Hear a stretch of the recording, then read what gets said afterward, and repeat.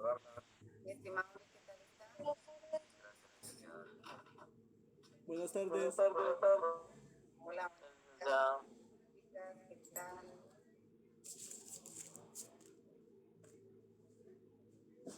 Bueno, vamos a seguir platicando sobre lo que es la estructura agraria.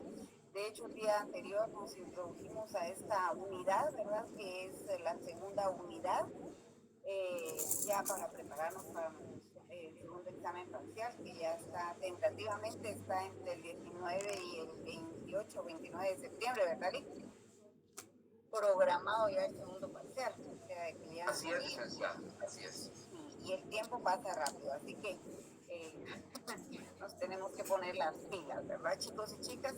Yo les decía que esta es una unidad muy bonita en cuanto que el tema que trata y que tratamos acá es precisamente el origen de la problemática más difícil y la problemática en general, el origen de la problemática de nuestra sociedad, siendo que les decía que la mayor parte de población económicamente activa vive en el área rural y eh, cualquier estrategia política o plan para alcanzar el desarrollo en Guatemala realmente debe iniciar por ahí, ahí debe dirigirse a esa sociedad rural, que es en donde también se manifiestan de una manera más severa y más profunda todos los problemas de los cuales hemos venido platicando y que se traducen en subdesarrollo, atraso, pobreza para nuestra sociedad en general, porque el problema de unos es problema de todos realmente, ¿verdad? Ahí sí que todos somos Guatemala. Entonces ahí estamos, chicos y chicas, retomando lo que hablábamos el día anterior respecto de esto que es la estructura agraria de Guatemala. Y decíamos que estructura agraria es el conjunto de relaciones entre la población rural, la tierra que esta población rural trabaja y el producto de ese trabajo sobre esa tierra. De tal manera que también decíamos que es fundamental ahí tener en consideración esas relaciones sociales de producción que se dan en torno a ese objeto de trabajo fundamental que es la tierra y que lamentablemente pues de ahí depende tanta conflictividad, porque tener un pedazo de tierra en el área rural no significa precisamente tenerlo en propiedad. Hay diversas maneras de tener un pedazo de tierra y muchas de ellas derivan y desencadenan conflictividad, ¿verdad? Ocupaciones, invasiones, eh, tener un pedazo de tierra en colonato o en usufructo, que sea como sea, no significa tenerlo en propiedad y eso va a traer consigo problemática e inestabilidad, ¿verdad? Para las familias que ahí viven o que ahí pueden producir, aunque sea un poquito, porque saben que esa tierra no es de ellos y en cualquier momento se les puede despojar, se les puede quitar y se les puede desocupar, ¿verdad? Entonces, de ahí pues que sea tan interesante tratar este tema. Platicábamos un poquito de esto que es la realidad allá en el área rural, ¿verdad? Y esas relaciones que se dan, esto que son los principales problemas económicos sociales que derivan de esa estructura agraria en Guatemala. Esos problemas siguen siendo la tenencia de la tierra, que decimos, ¿verdad? El problema es que tener la tierra en Guatemala y particularmente en el área rural no significa tenerla en propiedad y pues hay diversas maneras que a su vez derivan en problemática. La orientación de la producción, porque sabemos que lamentablemente lo que se produce en el área rural atiende y obedece a las demandas del mercado externo en particular, por lo menos las grandes extensiones de tierra que en donde se produce los mejores cultivos, dado que son las mejores tierras también, ¿verdad? Pero que todo esto ya está comprometido con el mercado externo, ¿verdad? Poco o nada interesa entonces el abastecimiento de nuestro mercado, que además induce a darnos cuenta que tampoco importa mucho la seguridad alimentaria de nuestra gente, ¿verdad?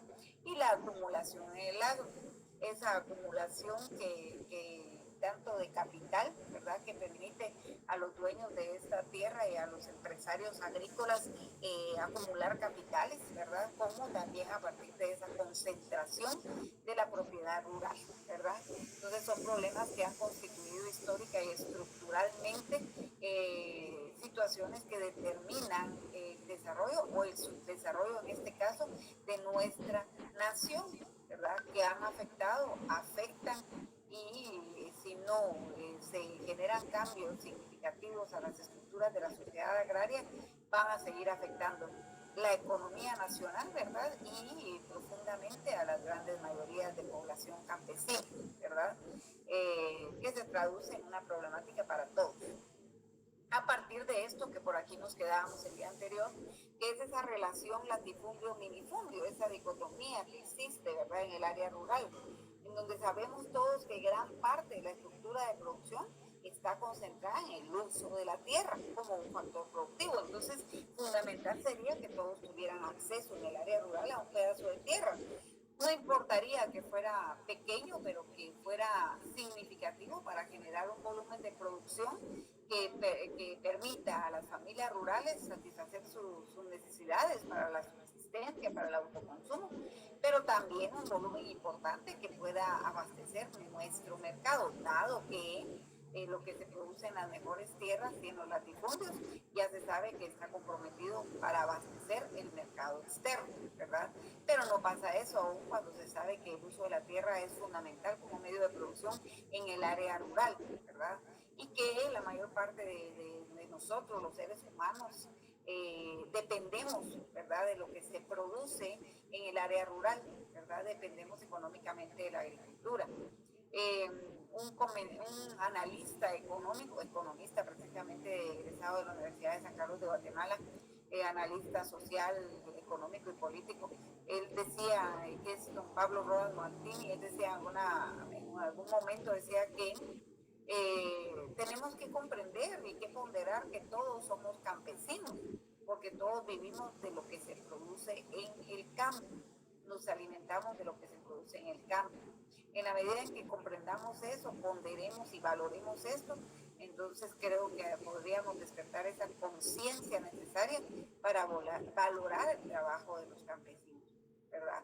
El trabajo de los agricultores y más de aquellos agricultores y campesinos que trabajan con las mayores dificultades, ¿verdad?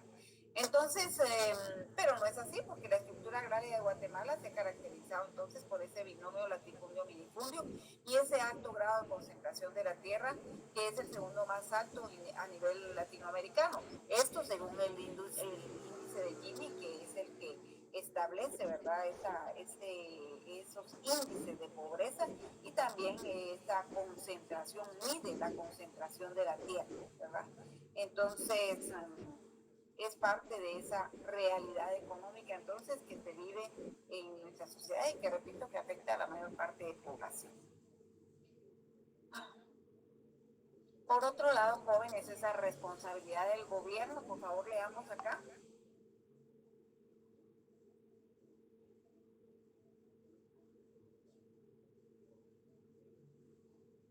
¿Quién hace la campaña? Responsabilidad del gobierno. Buenas tardes, licenciada. Buenas tardes, nena. Es responsabilidad de los gobiernos de la región encontrar formas de asegurar que los procesos de concentración y extranjerización de tierras no tengan efectos negativos sobre la seguridad alimentaria, el empleo agrícola y el desarrollo de la agricultura familiar. América Latina se ha caracterizado por una gran concentración de la propiedad como una herencia colonial. Gracias. Esto según la FAO, que está adscrita a la Organización de las Naciones Unidas, ¿verdad? Ya vimos que varias de las organizaciones o varias de las comisiones de las Naciones Unidas, a partir del estudio y análisis de las estructuras económicas productivas de nuestras sociedades, pues dan a conocer esa realidad, ¿verdad? Ya hablamos un poquito de la CEPAL y la FAO, que es la Organización de las Naciones Unidas para la alimentación, para la agricultura y la alimentación, ¿verdad? Y que de hecho pues hace constar esto, ¿verdad? Que en cuanto que América Latina y Guatemala no está exenta, ¿verdad? Se caracteriza por esa alta concentración de la propiedad rural como una herencia colonial, porque tiene su origen allá en el régimen colonial de tierras, ¿verdad? En donde desde ahí, producto de aquellos 5 principios de la política agraria colonial que ustedes ya conocen, los conocieron en Historia Económica de Centroamérica, y si no, pues quizá quizás los conocieron antes, ¿verdad? Por lo menos 3 de esos principios, de los cuales vamos a hablar así rápidamente más adelante, por lo menos 3 de ellos generaron esos latifundios en Guatemala. La teoría del señorío y luego pues cuando se asume, ¿verdad? Se da esa tierra como aliciente para motivar a la conquista, a la colonización de nuestras tierras y también como parte de enriquecer esas cajas reales, ¿verdad? Entonces, a partir de la concesión de tierras y de indios también, ¿verdad? Entonces, todo eso, jóvenes, es parte de esto que tiene ese origen, ¿verdad?, en la conquista y esa acumulación originaria de capital en nuestra sociedad. Leamos acá, por favor, chicos y chicas. No se trata de los latifundios del pasado, sino de empresas modernas volcadas casi enteramente a la exportación o la producción de biocombustibles con la presencia variable de capital extranjero, pero en muchos países los principales inversionistas son capitalistas nacionales. Informe de la FAO 2011. Gracias. Nuevamente la FAO, ¿verdad? La Organización de las Naciones Unidas para la Agricultura y la Alimentación. Entonces, claro, ha tenido algunas variables, ¿verdad? Porque recordemos que esto es dinámica de la sociedad, ¿verdad? Entonces, han habido variables que han generado ciertos cambios pero que lamentablemente para nuestra sociedad no han sido significativos ni beneficiosos para la mayoría. Entonces, no se trata de los latifundios con las mismas características de aquel régimen colonial de tierras o de aquella época independiente, pero son latifundios al fin, que beneficia a un reducido grupo de la sociedad. Y a esto le venimos a agregar, ¿verdad?, que hay grandes extensiones de tierra, hectáreas de suelo producido por empresas extranjeras con capital extranjero y capital nacional. A veces es un capital mixto, ¿verdad? De hecho, esos intereses particulares de esos grupos dominantes con una connotación económica, pero también política, ¿verdad? Está bien, vamos a explotar estas tierras, a hacerlas productivas y les vamos a dar la concesión a ustedes y la posibilidad de invertir en ellas, ¿verdad? Capital extranjero, pero permítanos a nosotros ser parte de, ¿verdad? Entonces ellos ya negocian, impactan ahí y los beneficios son para ellos, ¿verdad? No para aquellos que somos los dueños de los bienes del Estado, ¿verdad? Que son esas tierras. Y que lo que producen es específicamente cultivos en su mayoría para la exportación, como ocurre con estas grandes hectáreas de tierra en el Petén, por ejemplo, que están dedicadas a producir palma africana y hule para el mercado externo, la palma africana que ya está comprometida, ¿verdad?, en su mayoría con Brasil para los biocombustibles, ¿verdad?, para producir etanol. Entonces, pero repito, latifundios al fin y ese alto grado de concentración de la tierra que beneficia a unos pocos, ¿verdad? Entonces yo les digo a los chicos, miren, aquí por ejemplo hay un latifundio, es una gran extensión de tierra, ¿verdad? La mejor tierra del sector agrícola, altamente productiva, porque además de ello, los dueños del capital tienen la posibilidad de invertir, ¿verdad? Y utilizar semillas mejoradas, utilizar abonos que importan, herbicidas, fertilizantes, insecticidas y todo lo que puedan ahí para utilizar para mejorar su siembra, ¿verdad? Entonces, fungicidas, todo lo que puedan, y les repito, importado, ¿verdad? Incluso han introducido mecanismos de riego, ¿verdad?, para poder tener agua a disposición y regar esta producción que no es para nosotros, porque ya está comprometida con el mercado externo. Muchos, incluso dueños de estas grandes extensiones de tierra, incluso han desviado el cauce natural de los ríos para poder apropiarse de esa agua que no es de ellos, que es de todos nosotros, que son bienes del Estado, pero que ellos los aprovechan muy bien en beneficio propio, ¿verdad? Y por supuesto ahí se produce mejor y es para abastecer el mercado externo. Yo creo que esto lo platicamos el día anterior. Y por el otro lado, los minifundios que producen en tierras con más dificultad, porque son tierras de ladera, ¿verdad? A donde cuesta acceder muchas veces. Y yo les decía, subir con instrumentos, con palas, con piochas, con machetes, es difícil para los campesinos, ¿verdad? Cómo riegan, ¿verdad? Estar esperando que llueva y a veces no llueve, ¿verdad? Y sin embargo a ellos les debemos el abastecimiento a nuestro mercado, porque con todas las vicisitudes y dificultades que pasan para poder generar su producción, pese a ello, gran parte de lo que ellos producen sirve para abastecer nuestro mercado, ¿verdad? Y aún más les decía, son víctimas de los intermediarios también, porque a ellos les cuesta trasladar, transportar lo que producen hasta el mercado, ¿verdad? Entonces muchas veces resultan incluso siendo víctimas también de los intermediarios, ¿verdad? Ya no solo del sistema y de las precariedades con las cuales producen, ¿verdad?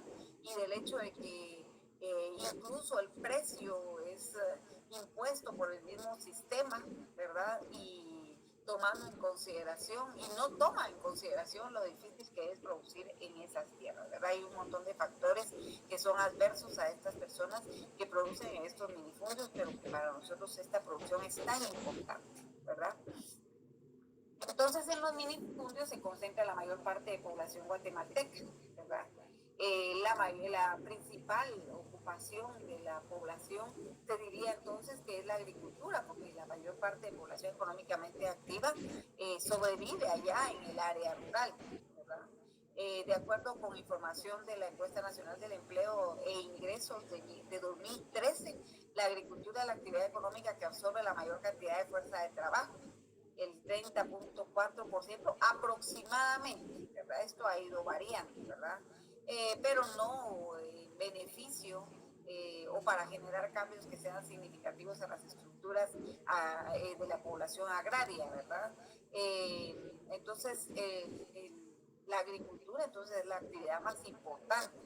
En orden de importancia sigue el comercio, ¿verdad? Servicios con un 29.6% y la industria nuevamente aparece como nuestra debilidad, ¿verdad? Porque no hemos logrado avanzar a un desarrollo de una actividad económica industrial. Se toma en consideración entonces tomando en consideración la rama de actividad económica en la agricultura, además de esto, y es otra situación adversa al desarrollo de nuestra sociedad, ¿verdad? Porque la agricultura es la que ocupa el mayor porcentaje de niños, ¿verdad? Niños trabajando, aproximadamente un 51,4% de niños trabajando en la agricultura en lugar de estar yendo a la escuela, ¿verdad? De estarse educando, de estarse preparando, ¿verdad? En la industria el 25% y el comercio con un 23.6% de niños, repito, trabajando cuando debiesen de estar estudiando, ¿verdad? Pero es parte de este subdesarrollo de nuestra sociedad. Hace algunos días hablábamos de que el Programa de Naciones Unidas para el Desarrollo establece la edad máxima, ¿verdad? Que para que los niños estén trabajando en una sociedad subdesarrollada como la nuestra, dice 10 años, ¿verdad? Pero que estábamos hablando nosotros que los niños desde que medio aguantan algo ya están trabajando, ¿verdad? En el área rural. Leamos acá, por favor. La vida en Guatemala sigue caracterizada por una histórica alta concentración de los recursos en un número reducido de grandes unidades económicas, agrícolas y no agrícolas, que ha producido un patrón distributivo profundamente desigual de los beneficios del crecimiento económico y ha estrechado las opciones económicas y sociales de amplios sectores de la población. Gracias. Entonces ese patrón distributivo altamente desigual, ¿verdad? En una sociedad como la nuestra, ¿verdad? En donde claro que hay crecimiento económico, ¿verdad? Ya dijimos que en la región el crecimiento crecimiento económico nuestro es sostenido y es el mejor, ¿verdad? Sin embargo, lamentablemente, las mayorías no tienen acceso a ese crecimiento económico, no se benefician de ese crecimiento económico, ¿verdad? Y esto significa marginación, segmentación y polarización de la sociedad, en donde las mayorías son las más afectadas, ¿verdad? Pero esa es nuestra estructura agraria, ¿verdad? Así se ha caracterizado y así se sigue caracterizando, ¿verdad? Esto es histórico y es estructural, ¿verdad? Únicamente hubo un salto en el desarrollo, decíamos, cuando se habla de aquella primavera, ¿verdad? De aquellos 10 años, producto de la revolución de 1944 y luego de algunos cambios que se generaron a partir de aquel decreto 900, aquella reforma agraria, ¿verdad? Pero que luego fueron,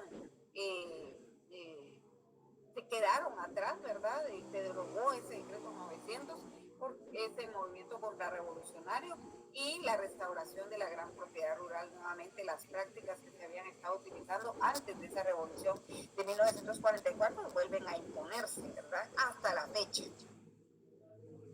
Entonces, chicos y chicas, vamos de acá.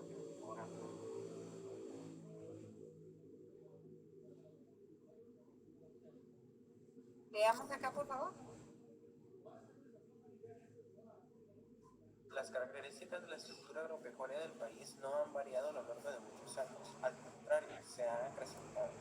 La minifundización aumentó de 21% en 1950 a 45% en 2003, en cuanto a números de fincas, y de 0.77 a 3.2 en cuanto a superficies en el mismo periodo. Flaxo. Flaxo es la Facultad Latinoamericana de Ciencias Sociales, ¿verdad? Y entonces sí, la minifundización ha aumentado, ¿verdad?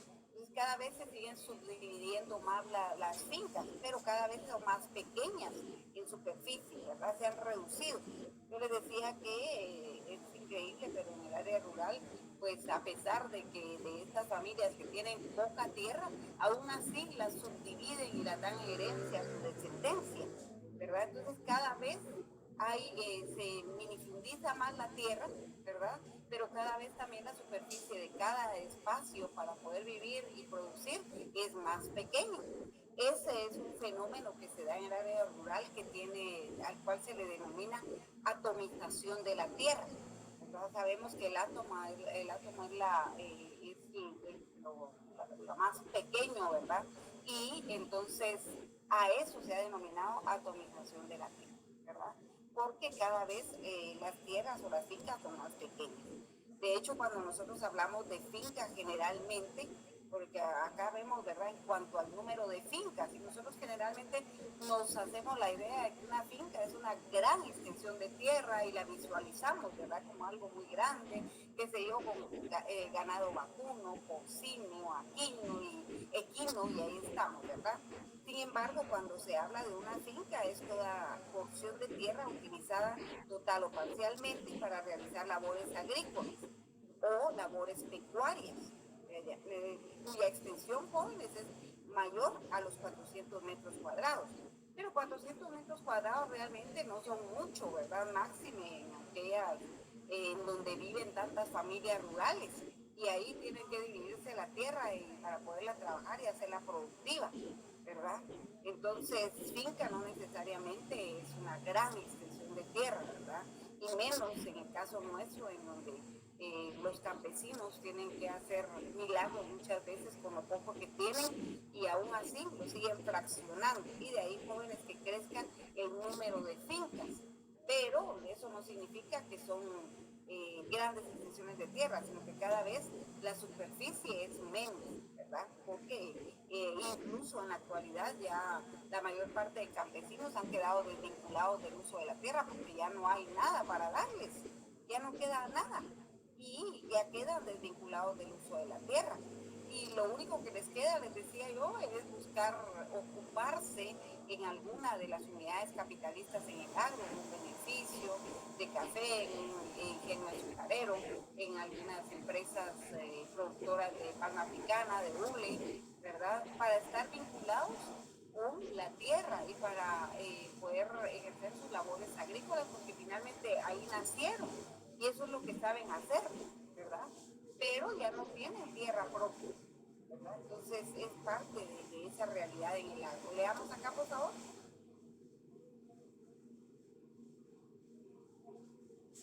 La tendencia en el incremento en el número de fincas sin aumento proporcional en la superficie evidencia la atomización cada vez mayor de la propiedad agropecuaria, creándose una realidad monopolista incapaz de producir a niveles que permitan la subsistencia de las familias de la vida. Gracias. Entonces, el átomo es la partícula más pequeña y les decía esto, que es la atomización de la Tierra, es ese fenómeno que se está dando en el agro, ¿verdad? Las tierras, la superficie de las fincas cada vez más pequeñas, insuficientes para abastecer las necesidades de las familias, que aparte las familias en el área rural son las familias más numerosas, ¿verdad? Entonces es difícil y a veces uno dice, ay, pero ¿por qué se reproducen tanto? Pero esto es histórico y es estructural, ¿verdad? También, porque se ha inducido a toda esta problemática a la población guatemalteca, se ha inducido a que esta problemática crezca y se expanda como lo ha hecho en la actualidad, aunque ahorita han descendido un poquito las tasas de nacimientos, ¿verdad? El incremento de nacimientos. Yo pienso que ya la misma sociedad guatemalteca, pese a todas las dificultades, pues está buscando la manera, ¿verdad?, de cuidarse, viendo la problemática que se está profundizando y expandiendo. Entonces, leamos acá, por favor, a alguien más.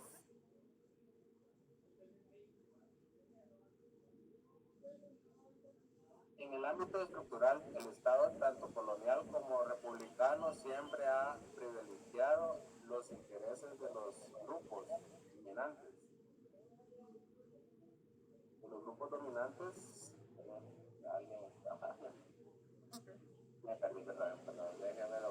dando como resultado una constante adecuación de su ser y existir a dichos intereses, de tal manera que las sucesivas políticas estatales puestas en funcionamiento en Guatemala siempre han sido elaboradas desde la óptica e intereses dominantes.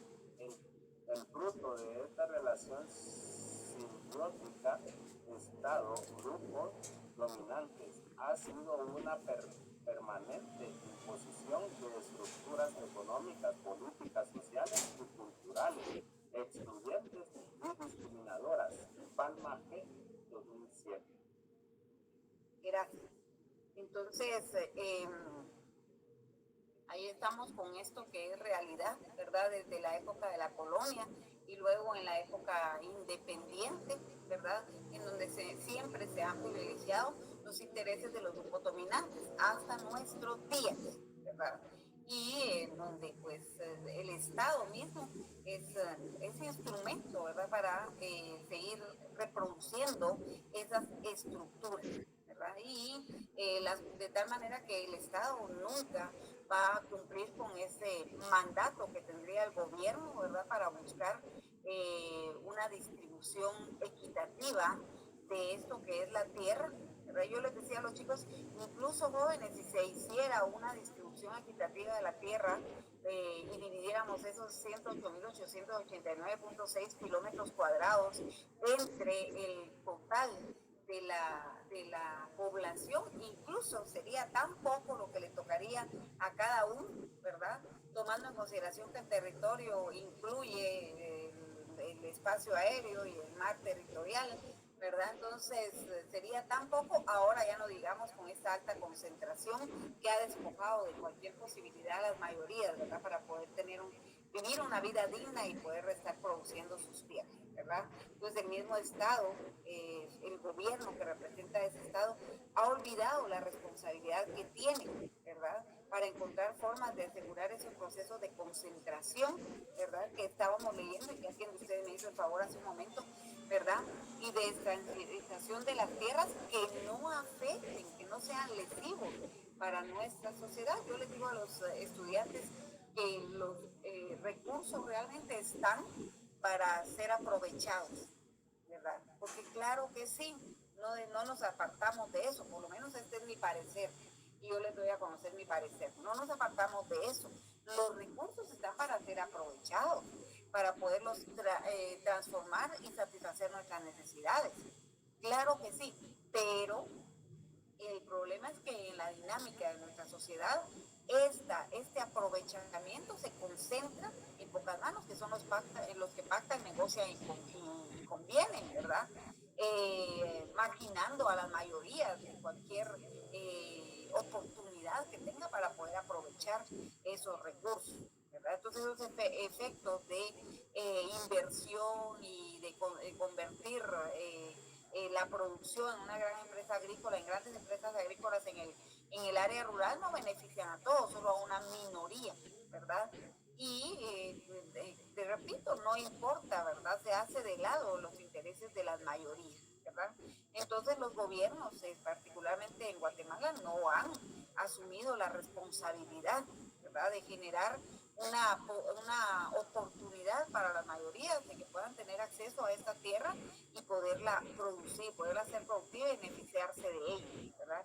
Lamentablemente es parte de esta dinámica que se da en nuestra sociedad. Entonces,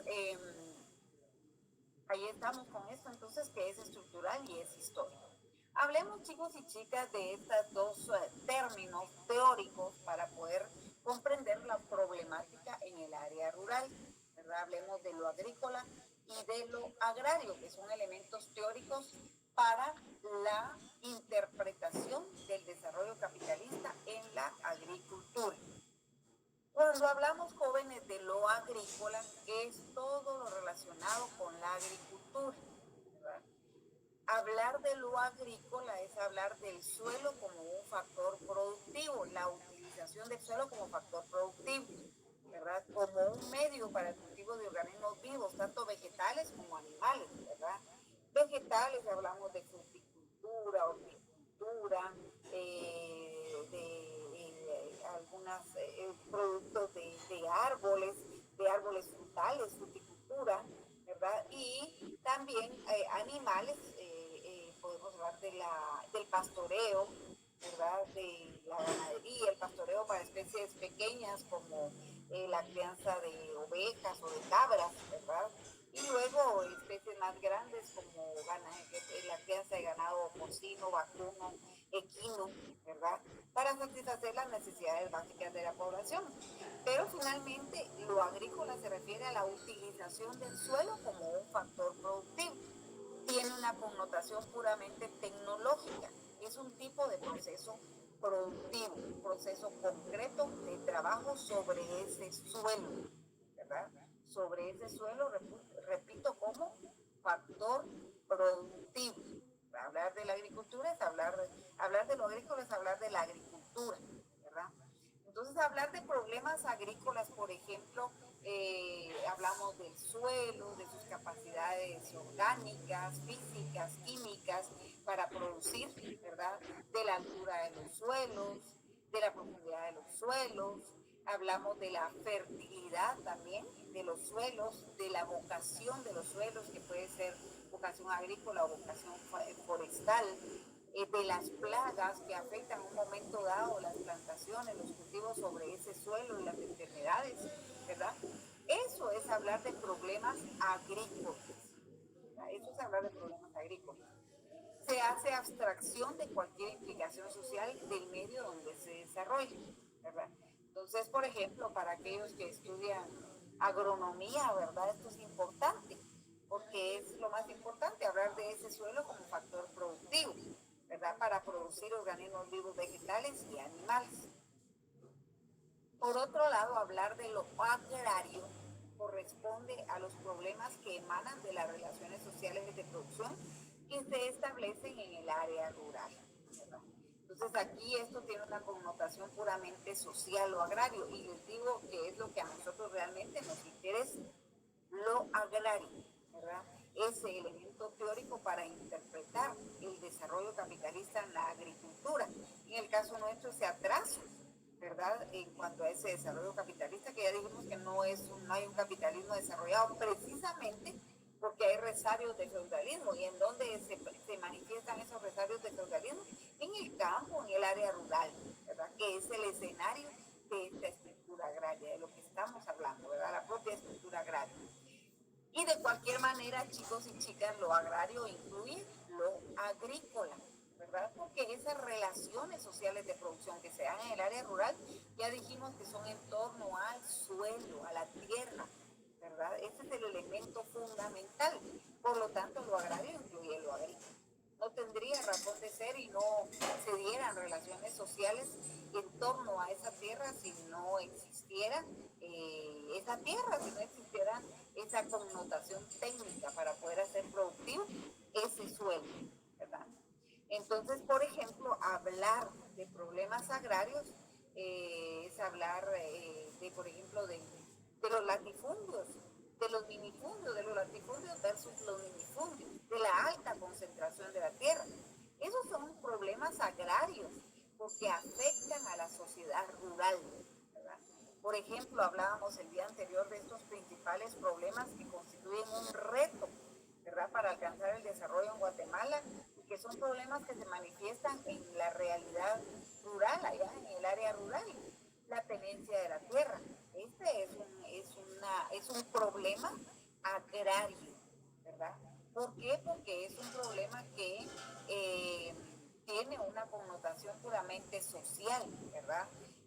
Cómo reciben los campesinos la tierra, ¿verdad?, en el área rural, y decíamos que no precisamente tener un pedazo de tierra significa tenerlo en propiedad, y de ahí pueden haber tantas y diversas formas de tener la tierra que pueden derivar en conflicto y en problemática. Ya no digamos no tener la tierra, ¿verdad? Entonces, hablar de la orientación de la producción es un problema agrario también, ¿verdad? Porque es parte de esa, afecta y tiene una connotación social desde el punto de vista que afecta a la sociedad rural. Esas relaciones sociales que se dan en el área rural, de donde deriva esa desigualdad. Y también hablar de la acumulación en el agro, la alta concentración de la tierra que da la posibilidad de acumular esa riqueza en el área rural. Es parte de esta realidad nacional y son problemas que son agrarios por cuanto afectan a la sociedad, tienen una connotación social, ¿verdad? Entonces, lo fundamental en lo agrario es lo social, ¿verdad?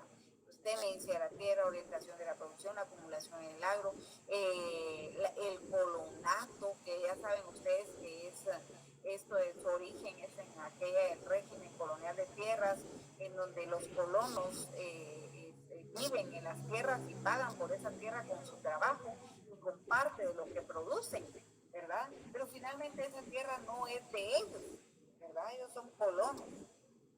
Que aún en algunas partes del área rural esto se manifiesta y es una realidad, ¿verdad? Por ejemplo, hablar de otro problema agrario duro en la actualidad es hablar de los movimientos migratorios, ¿verdad? Rural urbano, o ya que la gente emigra a otros países en la región, o a Estados Unidos, o a Europa. Esos son problemas agrarios, tienen una connotación social, afectan a la sociedad específicamente y afectan esas relaciones sociales que se dan en el área rural. Esos son problemas agrarios. ¿Estamos bien ahí? ¿Comprendemos, chicos y chicas, de lo que estamos platicando? Sí, licenciada. ¿Sí? Vaya. Vamos a ver si es cierto. Por ejemplo, pongamos atención. La Cámara del Agro de Guatemala ha publicado los resultados de una encuesta en donde los agricultores socios desaprueban el desempeño del gobierno de los tres poderes del Estado. ¿Este es un problema agrario o es un problema agrícola? Agrícola. ¿Quieren que se lo repita? Yo siento que es un problema agrícola. Con mucho gusto, lo repito. La Cámara del Agro de Guatemala ha publicado los resultados de una encuesta en donde los agricultores socios desaprueban el desempeño del gobierno en los tres poderes del Estado. ¿Agrícola o agrario? Sería agrario. Sería agrario, perdón, sería agrario. Agrario, ajá, María Fernanda, ahí estamos, agrario. Es un problema agrario. A ver, sí, María Fernanda, Ricardo Roberto y los compañeros que se manifestaron ahí oralmente, ¿verdad?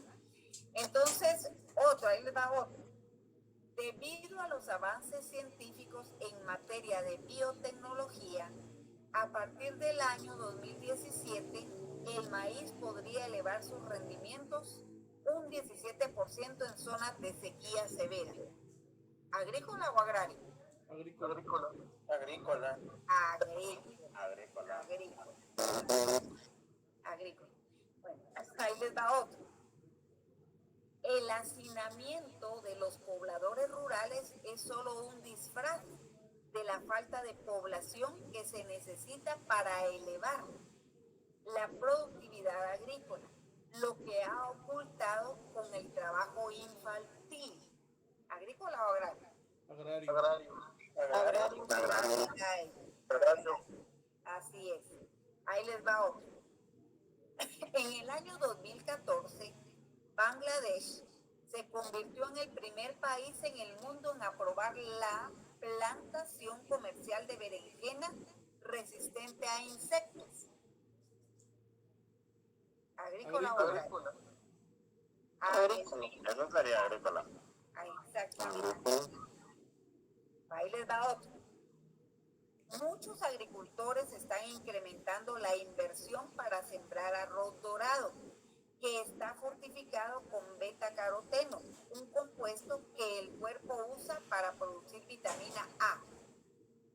¿Agrícola o agrario? Agrícola. Ahí les va otro. Una nación es un sistema de partes vivas que no pueden moverse a diferentes velocidades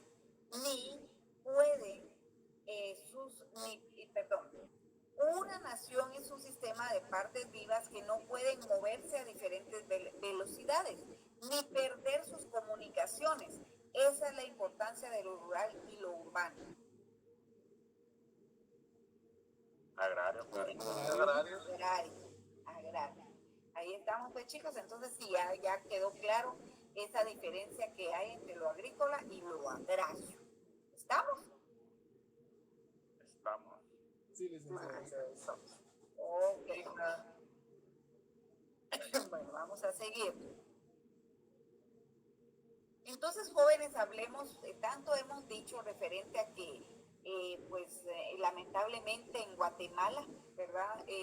Hay un desarrollo capitalista tardío, inducido, no es puro, dependiente, hay resabios de otros modos de producción. ¿Por qué? ¿Cuál es la versión desarrollada del capitalismo en el agro? ¿Cómo se hace para alcanzar ese desarrollo capitalista en el agro? Existen, chicos y chicas, 3 condiciones para alcanzar el desarrollo capitalista en el agro. Uno de ellos es la propiedad privada de la tierra y el pago de una renta capitalista por su uso. Otra condición o característica del desarrollo capitalista en el agro es la producción de mercancías agrícolas con la finalidad de obtener una ganancia que contenga el valor de la renta y una ganancia promedio por parte del empresario agrícola. Y otra condición o característica de ese desarrollo capitalista en el agro es la contratación de la fuerza de trabajo asalariada en el campo, ¿verdad? Ahora bien, lamentablemente, jóvenes, si la primera no se da, ni la segunda ni la tercera se van a dar, ¿verdad? Y quiere decir esto que no es difícilmente vamos a alcanzar ese desarrollo capitalista en el agro, ¿verdad? Hablemos de esa primera condición o esa primera característica del desarrollo capitalista en el agro, que es la propiedad privada de la tierra y el pago de una renta capitalista por su uso. Por supuesto, jóvenes, si estamos hablando nosotros de una población rural, si estamos hablando de que Guatemala es netamente agrícola, pues el ideal es que todas las personas en el área rural tengan un pedazo de tierra en donde producir. Ese es el ideal, ¿verdad? Claro, jóvenes, si se habla del capitalismo, hay desarrollo desigual. Esto quiere decir que unos van a tener más y otros van a tener menos. Claro que sí, pero no debiera de ser tan pronunciado. Realmente esto no debiera de ser tan pronunciado, ¿verdad? Como ocurre en el caso de nuestra sociedad, ¿verdad? Entonces, esa diferencia, ¿verdad? No debiera de ser si se quiere alcanzar un desarrollo capitalista en el área. Van a haber, claro que van a haber desigualdades, pero no debiesen de ser tan pronunciadas, ¿verdad? El problema es que en el caso nuestro, la propiedad territorial del país no se ha utilizado como un factor moderno de producción que beneficia a la mayoría, sino únicamente a aquellos que tienen la posibilidad de invertir algún capital en esa producción en el área rural y que tienen la concentración de la tierra y las tierras más productivas del sector agropecuario, ¿verdad? La tierra, al contrario, ha sido utilizada como un medio de exclusión, ¿verdad? Para forzar a la mayoría de campesinos a vender sus tierras, ¿verdad? De hecho, históricamente no era, cuando se empieza a despojar a los campesinos de sus tierras, no era con el objeto de ampliar los latifundios, sino que pues eso era algo que venía adherido, ¿verdad? Pero en realidad lo que se necesitaba era que los campesinos se vieran forzados a ir a trabajar para el capitalista agrario, ¿verdad? En aquel momento. Pero esto se ha seguido dando históricamente cuando se profundiza la pobreza en el área rural, ¿verdad? En la necesidad, con necesidad y sin dinero, pues han optado muchos por vender y casi regalar sus tierras, ¿verdad? Además, la propiedad privada sobre la tierra no ha cumplido nunca la función del desarrollo de una agricultura comercial que sea beneficiosa para todo el país. A nivel interno, el ideal sería que nuestro mercado estuviera abastecido y que esto desembocara en seguridad alimentaria para todos, con precios de los productos agrícolas accesibles a los bolsillos de todos los guatemaltecos, ¿verdad? Además de esto, no hay un registro eficaz de la propiedad territorial que dé certeza jurídica y que permita un mejor aprovechamiento del recurso. Ese es otro problema que se da en el área rural, la falta de certeza jurídica. Muchos campesinos, lo poco que tienen, tampoco tienen cómo garantizar que sean de ellos, porque no tienen títulos de propiedad o no tienen escrituras, ¿verdad? Y entonces están limitados porque no pueden acceder, por ejemplo, a un crédito agrícola, porque lo primero que les piden es una garantía, y si no tienen título de propiedad sobre sus tierras, no tienen esa posibilidad, ¿verdad? Y muchos ni quieren decir nada tampoco ni hacerlo porque temen que les quiten lo poco que tienen, ¿verdad? Y este registro eficaz, ¿verdad? Un registro catastral eficaz de todo lo que se tiene en el área rural daría cuenta también de las medidas exactas de las fincas que hay en el interior, ¿verdad? En donde no solo los campesinos con necesidad se apropian, invaden tierras, sino que también los terratenientes han invadido tierras, particularmente tierras del Estado, ¿verdad? Que el Estado se olvida de lo que tienen y se olvida de hacer productivas sus tierras, y los terratenientes van ampliando poco a poco su cerco y se van apropiando de tierras que no son de ellos, ¿verdad? Entonces, esto es muy importante, hacen falta planos cartográficos y un registro eficaz, ¿verdad? Un registro catastral que dé cuenta de lo que se tiene y lo que no se tiene en el área rural, ¿verdad? Cuando se nace a la vida jurídica aquel decreto 900, de hecho, uno de los objetivos y estrategias para llevar a cabo esa reforma agraria era una remedición de las tierras, ¿verdad? Y que los excesos de esas tierras que se encontraran, ¿verdad? Esos excesos que no pertenecían a la persona que hasta ese momento las habían aprovechado, fueran distribuidos equitativamente a los pobladores, ¿verdad? Que no tenían nada o que tenían muy poco, ¿verdad? Y además, jóvenes, no existe un mercado de tierras. Este es un compromiso que no se ha cumplido, pese a que es parte de los acuerdos de paz, particularmente el acuerdo sobre aspectos socioeconómicos y situaciones administración agraria, que estos acuerdos de paz, recordémonos que fueron firmados en 1996 y a la fecha lamentablemente esto no se ha cumplido. Ese mercado de tierras, claro que existe Fontierras, pero no es funcional, ¿verdad? A donde los campesinos puedan ir y decir, mire, yo quiero un pedazo de tierra para poderlo producir. Ah, bueno, ¿y usted qué quiere producir? Pues fíjese que yo quiero producir tomate. ¿Y cuánto quiere usted? Depende, ¿verdad? Porque hay lugares donde miden por cuerdas, en otros lugares miden por varas. Que yo quiero tantas cuerdas, mire, yo quiero tantas varas, ¿verdad? Entonces,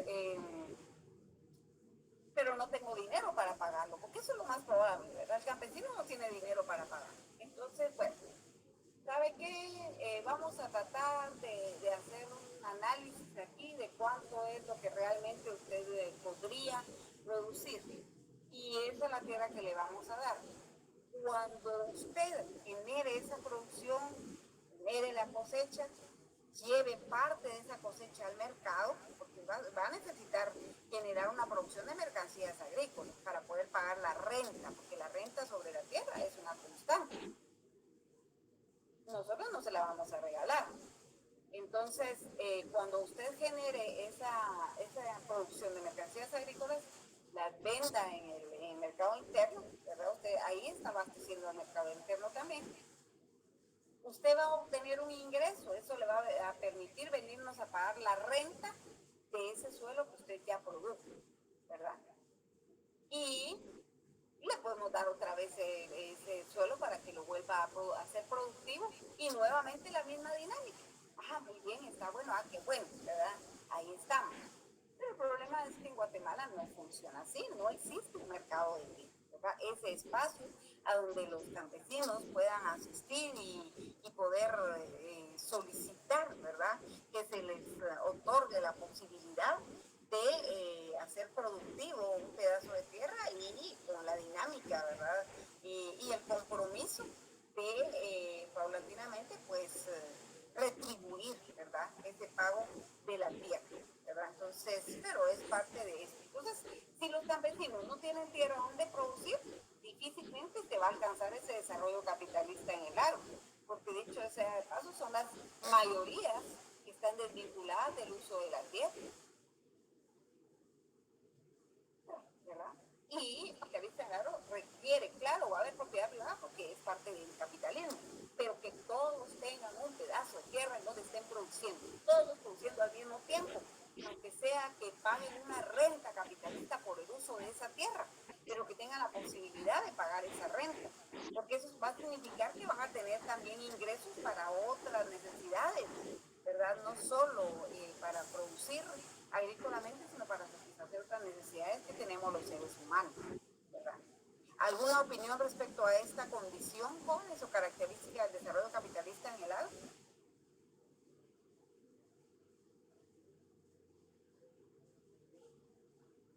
A ver, los escucho. A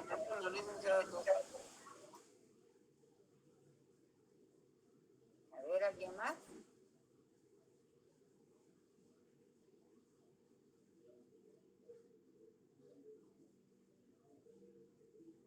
Bueno, vamos a la segunda característica o condición del desarrollo capitalista en el agro. Producción de mercancías agrícolas con la finalidad de obtener una ganancia que contenga el valor de la renta y una ganancia promedio por parte del empresario agrícola, ¿verdad?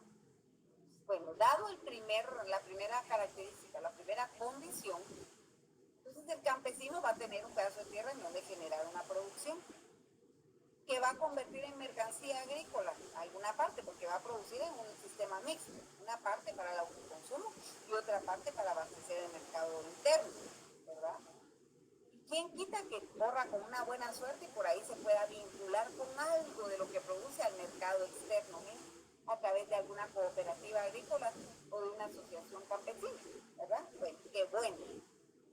Esto le va a permitir, ¿verdad?, obtener un ingreso, una ganancia que contenga el valor de la renta. Bueno, aquí está el pago de la renta por esta tierra, ¿verdad? Por lo que yo produje y déjemela porque voy a seguirla produciendo. Ahí le traigo el pago de la renta a la próxima, ok, ¿verdad? Pero además les decía, una ganancia promedio que le permita abastecer otras necesidades, ¿verdad? Y vivir una vida digna en el campo, en el área rural, ¿verdad? Lamentablemente, jóvenes en el área rural hay una polarización, una segmentación y una marginación tan grande, ¿verdad? De amplios sectores de la población rural que no tienen realmente la posibilidad de abastecer sus necesidades, ¿verdad? Generan en una pequeña tierrita que puedan tener por ahí, generan solo una producción de subsistencia. Y en la mayoría de los casos esta tierra no tiene una vocación agrícola y sin embargo ahí está produciendo. Pero también esto afecta porque es una tierra de vocación forestal, un suelo de vocación forestal que no está cumpliendo con sus, no está generando una producción de acuerdo a su vocación y se está ampliando la frontera agrícola, botando cubierta boscosa, alterando el ciclo hidrológico y provocando otros problemas ambientales, ¿verdad? Es parte de esa dinámica en el área rural, ¿verdad? En los últimos años, la producción de hortalizas para la exportación ha sido bastante importante en algunos grupos de campesinos que han logrado vincularse a través de cooperativas o asociaciones campesinas, ¿verdad? Y poder ubicar parte de lo que producen en el mercado externo, ¿verdad? Algunos productos no tradicionales de exportación, ¿verdad? Como las hortalizas, por ejemplo, ¿verdad? Sin embargo, jóvenes, y repito, una fracción importante de población campesina apenas cultiva para el autoconsumo, ¿verdad? Y lamentablemente el comercio a nivel local es muy difícil para ellos porque, les digo, pues es tan difícil llevar su producto al mercado interno, muchas veces son víctimas de los intermediarios, y ya no digamos del comercio regional, donde somos partícipes muy tímidamente también, ¿verdad? Entonces la producción de mercancías para obtener una ganancia promedio se ha limitado a la producción de mercancías tradicionales de exportación, como las hortalizas que les decía. Algunas otras, por ejemplo, en el caso de Tahuá, Zacatepeques, sin ir muy lejos, ¿verdad? Ahí se habla mucho de un estrato de población campesina, que son los campesinos acomodados, que han podido vincularse al mercado externo a partir de la producción de flores. Y esto pues ha generado una oportunidad para poder mejorar sus condiciones de vida, pero lamentablemente la mayoría no tiene acceso a ello, ¿verdad? No han logrado superar la enorme pobreza que se vive en aquellas sociedades. Una fracción importante de alimentos se cultiva para el autoconsumo, ¿verdad? Y por supuesto lo que van a cultivar es aquello que reúne las condiciones o las necesidades alimentarias, maíz, frijol, chile, ¿verdad? Que es lo que se come en el área rural, particularmente, ¿verdad? Entonces, en las últimas décadas la caña de azúcar ha dominado la producción agroindustrial, sí, pero para la industria, ¿verdad? En las tierras más fértiles del país. A eso no accede la mayor parte de la población campesina, no tiene esa posibilidad, más que algunos trabajando nada más en esa producción, abandonando sus tierras o porque no tienen tierras para producir, ¿verdad? Y repito, este comercio regional de productos agrícolas tampoco logra despegar. Desde 1960, desde los años 60, se integran los 5 mercados centroamericanos, que recuerdan ustedes, ese mercado centroamericano, nosotros lo platicábamos en algún momento, y de todos modos no hubo la posibilidad, ¿verdad?, de desarrollar una producción agrícola competitiva a nivel regional, porque lamentablemente el mercado resulta muy restringido porque producimos lo mismo, tenemos las mismas estructuras productivas, es muy difícil, ¿verdad? Y claro, hay que tomar en consideración los productos, ¿verdad? El cultivo del maíz, el frijol, que son cultivos que se realizan en las pequeñas parcelitas, les decía, para satisfacer las necesidades alimentarias de nuestra gente. La caña de azúcar, que es parte de esa producción agroindustrial muy importante en Guatemala, palma africana, hule, hortalizas, algunas que se han vinculado, algunos productores se vinculan al mercado externo. Es parte de esto que nos caracteriza a nosotros, de esta producción agrícola, ¿verdad? En el cambio, algunos productos de exportación, ¿verdad? Como el café, el banano y el plátano, histórica y estructuralmente el café y el banano, ¿verdad? Han sido muy importantes. Frutas frescas, cardamomo, legumbres, algunos de ellos que nosotros no consumimos, ¿verdad? pero las producimos porque es demanda de ese mercado externo, semilla de ajonjolí para hacer aceite, ¿verdad? Tabaco en rama, bulbo, raíces, plantas ornamentales, frijol, esos son los principales productos de exportación que producimos en Guatemala, ¿verdad? Específicamente para abastecer el mercado externo. Y también otros productos que transformados, industrializados, generan un valor agregado que lamentablemente no nos beneficia a nosotros. Azúcar, bebidas, líquidos alcohólicos, vinagres, azúcares, grasas, aceites, manufacturas de papel y cartón, hasta ahí podemos llegar, textiles, ¿verdad? Preparados a base de cereales, preparados de carne, pescado, crustáceos, moluscos, alimentos preparados para animales, preparados de frutas, manufacturas de madera, camarón, langosta, hasta ahí.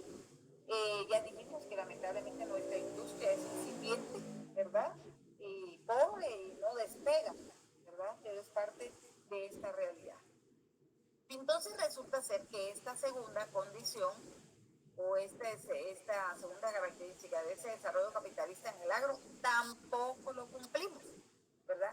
Si no cumplimos la primera, no cumplimos la segunda. Y la tercera condición o característica del desarrollo capitalista en el agro es la contratación de fuerza de trabajo asalariada en el campo. Entonces sí, lo que sucede en las sociedades desarrolladas en el área rural, ¿verdad?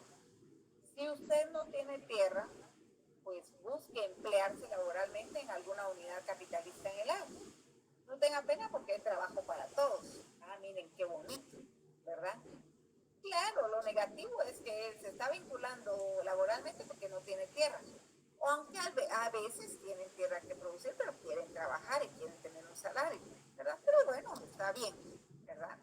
Entonces, eso es parte del desarrollo capitalista en el agro. Sin embargo, la estructura agraria de Guatemala en realidad no es una fuente de empleo, ¿verdad? No tiene la capacidad para absorber la fuerza de trabajo de los campesinos, ¿verdad? Entonces, cuando no encuentran trabajo y no tienen tierra y viven en unas precariedades enormes, lo que les queda es emigrar, buscar, ¿verdad? La forma de sobrevivir y ayudar a sus familias. Es parte de esta realidad. En Guatemala, jóvenes, hubo épocas en donde era muy demandada la fuerza de trabajo, ¿verdad? En el área rural. Parte de aquellas reformas que se hicieron a partir de este decreto 900, en donde se introduce la producción mecanizada del algodón. Eso fue muy importante en aquella época porque se producían grandes hectáreas de algodón. Precisamente era para generar la materia prima óptima para desarrollar la actividad textil, la industria textil en Guatemala. Entonces tenía ahí una doble connotación o una doble misión, ¿verdad? Esa producción del algodón. Y se necesitaba gran cantidad de fuerza de trabajo. Incluso la fuerza de trabajo que había en Guatemala era insuficiente.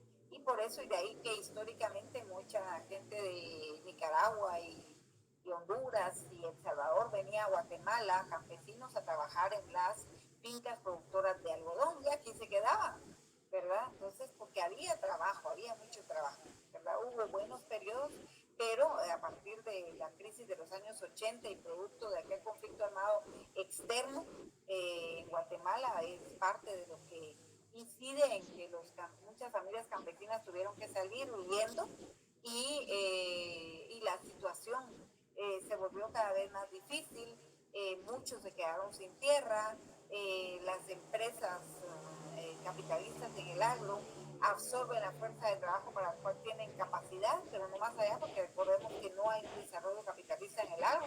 Entonces eso es evidente, dado que no hay suficientes fuentes de trabajo en el área rural, ¿verdad? Y pese a que la mayor parte de la población guatemalteca se dedica a la producción agrícola, no hay trabajo para esa población campesina, ¿verdad? Entonces, jóvenes, llegamos a la conclusión de que ninguna de estas tres condiciones que son elementales para alcanzar ese desarrollo capitalista en el agro se da en Guatemala, ¿verdad? Ahí sí que son asignaturas pendientes. ¿Qué dicen ustedes?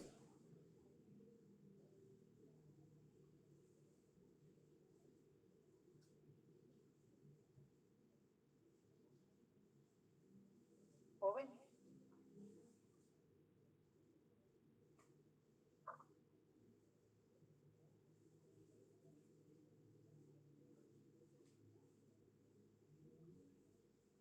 Jóvenes.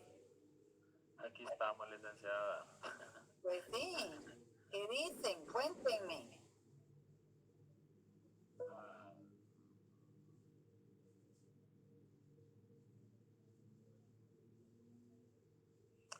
Esto de la propiedad privada en los pueblos, dejo un compañero allá por donde uno se, se da el campesinado, ¿verdad, licenciada? Así en minifundio, personas trabajando, póngale aquí para el oriente, es muy difícil ver un minifundio así, pero póngale de donde yo soy. Eh, Tengo familia que trabajan en tierras así, ¿verdad? Y cuando me ha tocado ir con ellos así, digo, oye, aquí como sembraste, le digo yo, ¿verdad? Porque se da cuenta uno que hasta para caminar en aquellas montañas en declive, se puede decir, ¿verdad? Que un resbalón y al fondo va a parar uno, por decirle, lo que es oriente, aquellas planadas en tanto latifundios, ¿verdad? O sea, hay variedad donde uno puede observar esos temas, y todo eso está pegado así, por decirle, a propiedad privada, pues son ya algunos, muy pocos son los que tienen esa dicha de tener esas grandes extensiones de tierra, pienso yo, pues.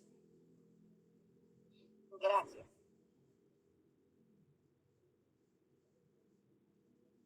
Ahí dice, por ahí dice, vamos a ver. Vamos a ver esto. También, perdón, licenciado, todo esto, también la contratación de la fuerza de trabajo asalariada en el campo, o sea, póngale, yo soy una de las personas que tuve la dicha de trabajar en campo, entonces fui un asalariado del campo también, ¿verdad?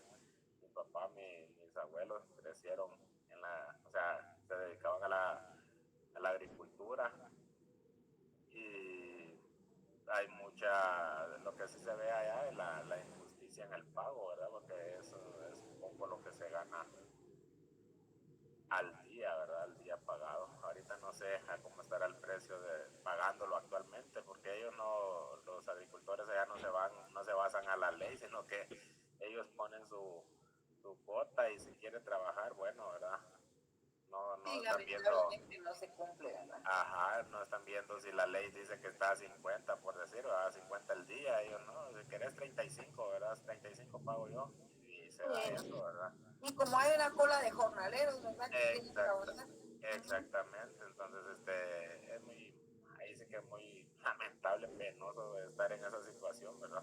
Entonces Por tarea, dice ahí Ricardo, ¿verdad? Por tarea o por jornal, ¿verdad? ajá, eso es lo que hace de que uno ya trabajado del campo venga, emigre a la ciudad, ¿verdad? Lo que es a otras aventuras, ¿verdad? De estar aquí en la capital haciéndole, ahí sí que la bolsa al capitalista, o sea, es un montón, estos temas hay mucho que conversar, ¿verdad? O sea, por eso les dejo a usted la palabra, para que colocándole las vivencias de uno, ¿verdad? O sea, yo le puedo hablar de las vivencias, o sea, con respecto a los temas, ¿verdad? Gracias, Milton. Así es, licenciado. Gracias. Ricardo dice, yo miro que todo viene de la sociedad feudal. Dice, no creo que vaya a cambiar hasta que todos tenemos que cambiar de forma radical, dice mi estimado amigo ahí, ¿verdad? Entonces, jóvenes, ¿cómo llegamos nosotros al capitalismo? Al capitalismo se puede llegar de dos maneras, a través de la vía Juncker y a través de la vía Farmer, ¿verdad? La vía Juncker, jóvenes, es bueno, pero primero hablemos de este modelo de racionalidad económica en el agro. ¿Se recuerdan ustedes que cuando hablábamos de la realidad económico-social en Guatemala, decíamos y hablábamos, hacíamos referencia al ingreso, ¿verdad? Que es asimétrico, que es inequitativo, que es injusto, ¿verdad? En una sociedad como la nuestra, dado que hacíamos un análisis de las remuneraciones de los factores de producción, ¿verdad? En el área rural se habla de la renta, que es para el terrateniente, porque es para el dueño de la tierra, ¿verdad? La ganancia, que es para el empresario agrícola por esa capacidad empresarial que tiene, y el salario, que es para el proletario agrícola, ¿verdad? Lo único es que en la mayoría de los casos hay que tomar en consideración que el terrateniente y el empresario agrícola son la misma persona, la mayoría de los casos. Hay sus excepciones. Todavía hay una fracción muy pequeña de dueños de grandes extensiones de tierra en el área rural que no las trabajan ni generan una producción en ellas, ¿verdad? Y hasta abandonadas se miran, ¿verdad? Pero la mayoría les están sacando la mayor ventaja y se han convertido en empresarios agrícolas. Entonces tienen su renta y tienen sus ganancias, beneficios y dividendos por esa empresa agrícola que se ha vinculado con el mercado externo. Y el proletario únicamente tiene su salario, que dijimos que de una manera indirecta va a parar también a los bolsillos del terrateniente, ¿verdad? Y esta es la forma como se distribuye el ingreso en el agro. Ahora sí, hablemos de cómo es que llegamos al capitalismo. Para resolver el conflicto de intereses en una instancia política y que el capitalismo domine los procesos de producción agrícola, han existido dos vías a través de las cuales se puede llegar, ¿verdad?, a ese desarrollo capitalista en el agro. La vía Juncker y la vía Farmer, ¿verdad? La vía Juncker es una vía reaccionaria u oligárquica dependiente con una evolución muy lenta y por lo tanto casi imperceptible, ¿verdad? Históricamente, jóvenes, la agricultura, la minería, esas actividades primarias siempre han sido lo más importante en sociedades como la nuestra. Entonces, desde luego que forman o que se intuye que estos deben de ser polos de desarrollo en nuestra sociedad, ¿verdad? Lamentablemente eso ha servido más que todo para someternos, para inducir nuestro desarrollo, desde adentro y desde afuera, ¿verdad? Dentro de la vía Juncker, el capitalismo no se implanta de una manera radical y rápida, ¿verdad? Como ha pasado en las sociedades desarrolladas, capitalistas, en donde ese capitalismo se implanta o se implementa o se introduce producto de una revolución de la burguesía al interior de estas sociedades, ¿verdad? En el caso de la vía Juncker, no, el capitalismo ha sido lento, ¿verdad? No se da una destrucción radical de un antiguo modo de producción como es el feudalismo, ¿verdad? Se conserva fundamentalmente la economía agrícola, terrateniente, ligada al derecho de servidumbre, o sea, con todos esos vestigios de feudalismo, ¿verdad? Y se va transformando poco a poco, muy lentamente, casi imperceptiblemente, ¿verdad? Para poder llegar a convertirse en un capitalismo tipo Juncker, que es lo que tenemos nosotros realmente en Guatemala. Un capitalismo tipo Juncker, porque ahí vamos, nosotros vamos al desarrollo capitalista todavía, ahí vamos en camino, ¿verdad? Entonces, a través de la vía Juncker se conserva fundamentalmente la antigua economía terrateniente, ese derecho de servidumbre, ¿verdad? El único cambio que realmente es considerable es el pago en salario a la fuerza de trabajo. Pero lamentablemente, jóvenes, tenemos que saber que en el área rural todavía se siguen dando esas prácticas en donde se le paga en raciones, por ejemplo, al campesino, o se le paga con tierra, ¿verdad? Entonces, el ideal sería, bueno, pagar en salario, pagar esa fuerza de trabajo. De todos modos, en el capitalismo la fuerza de trabajo se mercantiliza, se vuelve una mercancía, ¿verdad? Entonces, pero quizás es lo único, que un cambio que ha sido significativo, aunque no se ha generalizado realmente, ¿verdad? El imperialismo, ese neoliberalismo, dejamos de ser dependientes del colonialismo de España para ser dependientes de Estados Unidos y de otras sociedades, porque no podemos decir ahora en la actualidad que dependientes exclusivamente de los Estados Unidos, ¿verdad? Entonces el capitalismo debiese haber destruido radicalmente la antigua economía feudal que se da en el área rural, ¿verdad? Pero lamentablemente como nosotros avanzamos en una vía Juncker, ahí vamos todavía, ¿verdad? Muy lentamente.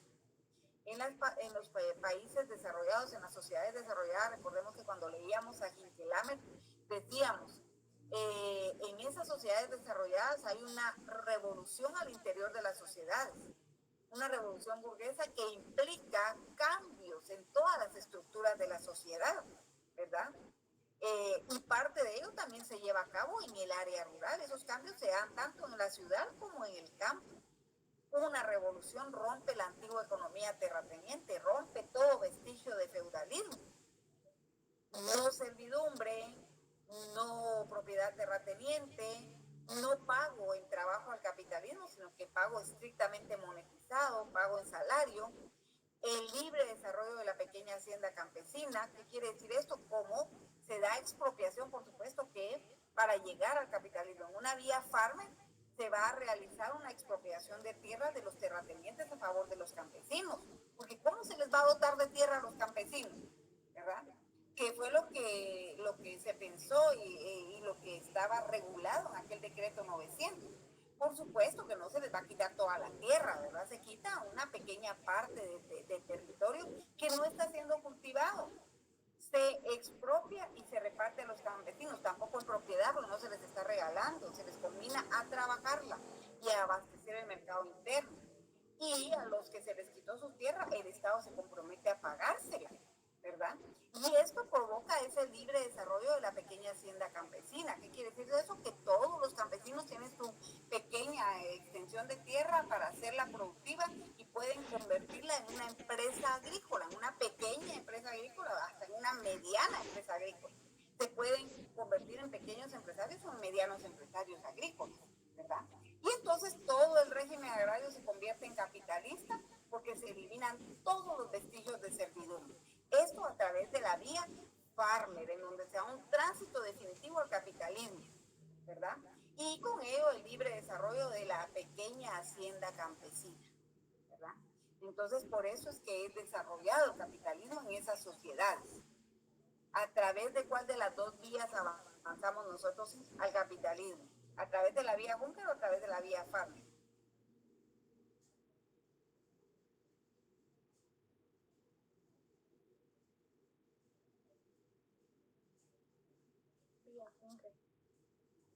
A través de la vía Juncker, ¿verdad? Ahí vamos nosotros con esa junkerización en el agro, ¿verdad? Lentamente.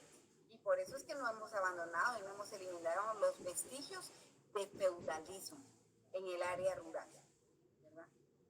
Entonces ahí estamos, chicos y chicas. Dudas, preguntas, consultas, aportes.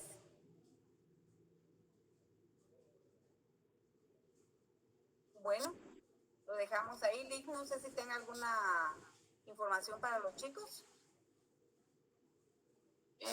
Gracias, licenciada. Buenas noches a todos. Únicamente recordarle al grupo número 7 que